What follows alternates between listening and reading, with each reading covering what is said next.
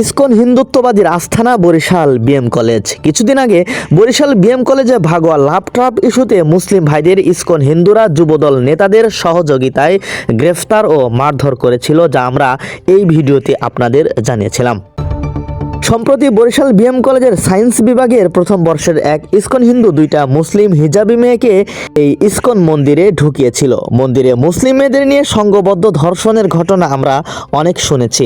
এমন কোনো দুর্ঘটনা এখানে ঘটতে যাচ্ছিল কিনা তা আমরা নিশ্চিত বলতে পারছি না। তবে এমন অনাকাঙ্ক্ষিত ঘটনা থেকে আমাদের এক মুসলিম ভাই তাদেরকে ফেরাতে সক্ষম হয়েছে। তো চলুন এর বিস্তারিত জেনে নেই।